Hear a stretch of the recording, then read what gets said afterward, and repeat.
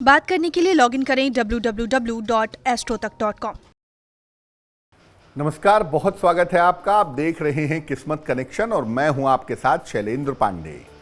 वैसे तो हिंदू धर्म में हर एकादशी अपने आप में बड़ी महत्वपूर्ण है, बहुत इंपॉर्टेंट है, लेकिन दो एकादशियां ऐसी हैं जिनका असर हमारे दैनिक जीवन पर गहराई से पड़ता है। एक है देवशयनी एकादशी और एक है देवोत्थान एकादशी। आज इसी क्रम में हम बात करेंगे देवशयनी एकादशी की, इसके नियम की और इसके महिमा की। अपने पढ़ने लिखने की, काम करने की मेज को हमेशा साफ सुथरा रखिए। उस पर धूल बिल्कुल मत जमने दीजिए। अगर आप ऐसा करेंगे, काम करने की मेज को साफ सुथरा रखेंगे, तो आपको अपने कामों में सफलता जरूर मिलेगी। सबसे पहले जानते हैं कि देवशयनी एकादशी का महत्व क्या है। देखिए, आषाढ़ शुक्ल पक्ष की एकादशी को देवशयनी एकादशी कहा जाता है। इस एकादशी से अगले 4 महीने तक, यानी देवोत्थान एकादशी तक, भगवान विष्णु योग निद्रा में चले जाते हैं। इसलिए अगले 4 महीने तक कोई शुभ और मंगल कार्य नहीं होता है। इसी समय से चातुर्मास की शुरुआत भी हो जाती है और इस एकादशियों से तपस्वियों का भ्रमण भी बंद हो जाता है। यानी ये जब देवशयनी एकादशी होती है तो बहुत सारी चीजें रुक जाती हैं, बहुत सारी चीजें बंद हो जाती हैं। तपस्वी भी इधर उधर भ्रमण नहीं करते हैं और देवशयनी एकादशी के बाद से केवल ब्रज की यात्रा की जा सकती है। इस बार देवशयनी एकादशी 20 जुलाई को आ रही है। अब ये जानते हैं कि क्या वास्तव में देवशयनी एकादशी से देवी देवता भगवान विष्णु क्या वास्तव में सो जाते हैं। देखिए, हरि और देव का अर्थ तेज तत्व से भी होता है।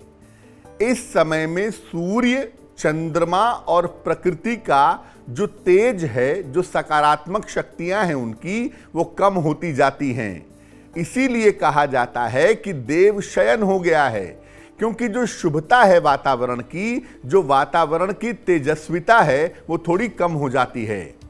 तेज तत्व या शुभ शक्तियों के कमजोर होने पर किए गए कामों के परिणाम शुभ नहीं होते हैं। इसीलिए इस समय विवाह करना, गृह प्रवेश करना, ये सब मना होता है।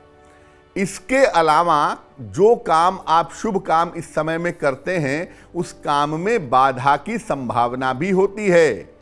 इसीलिए देवशयनी एकादशी से अगले 4 महीने तक, यानी देवोत्थान एकादशी तक, शुभ कार्य करने की मनाही होती है। अब ये जानते हैं कि देवशयनी एकादशी पर किस किस तरह के वरदान मिल सकते हैं। अगर हम उपवास रखें, श्री हरि की पूजा करें, तो कैसे वरदान मिलेंगे। सामूहिक पापों का और सामूहिक समस्याओं का नाश होगा।